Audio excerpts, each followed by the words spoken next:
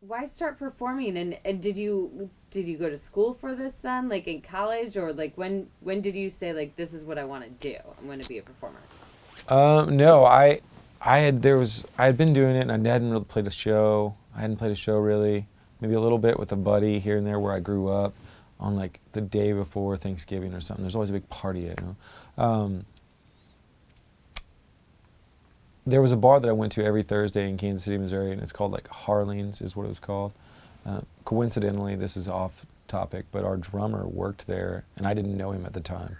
And yeah, he worked there. I didn't know him at the time, but he did work there during that time period, where this guy would play there every Thursday, and I remember being going, oh man, I really want this guy's gig.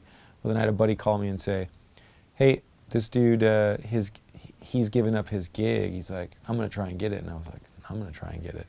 And so I was like, I called down there. My friend also called down there, and they were like, no, we're not gonna have anybody. Or they told me, they said, we got a guy tonight. But if it doesn't work out, call us. We'll let you know about next week. Maybe you can come try it. And so I was like, okay, whatever. Well, then out of nowhere, I get a phone call from a friend who worked at a radio station. And he's like, I'm out at a remote. The band stood me up. They didn't show up. You can do this. And I'm like, no, I can't really do that. And this is all in the same day. And I said, I don't know. And he's like, yeah, you can. He's like, come out here. He's like, I'll give you a little bit of money. And I'm like, okay, no, okay, all right, I'll do it. So I go out there.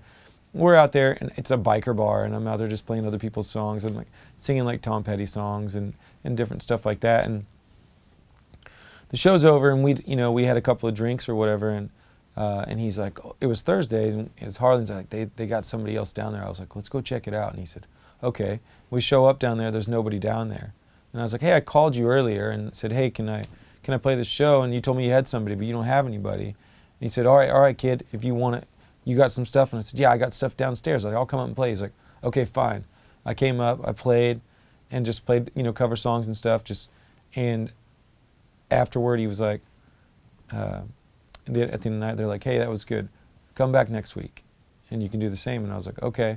And I did that for a while before I even asked for money. I was like, they'd get me drunk, and I was like, okay, this is cool. Like, this is fun. So, and then it just became. I just really enjoyed it, and I just never stopped doing it. So here I am. But now I sing my own songs and some of his. All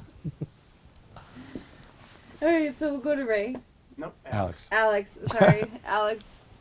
Alex, if you could tell me a little bit about your musical background and how you got started and what bar you were. Where did you get drunk? Yeah. There's a lot of those places.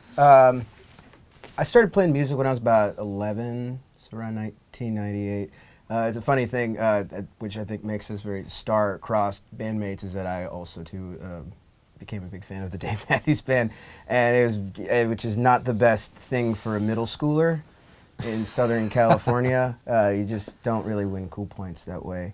But I started, my dad noticed I was, dancing around to music videos and whatnot, and I always loved to sing, and my dad bought me this really cheap garage sale guitar and left it on the bed, and from there I was just learning a bunch of Dave's songs, a bunch of Radiohead songs. I was just getting into a bunch of stuff and starting to make friends, and eventually I met some friends a couple towns over. They liked how I played and sang, and they bought me a guitar, like a better one, and they said, start writing songs.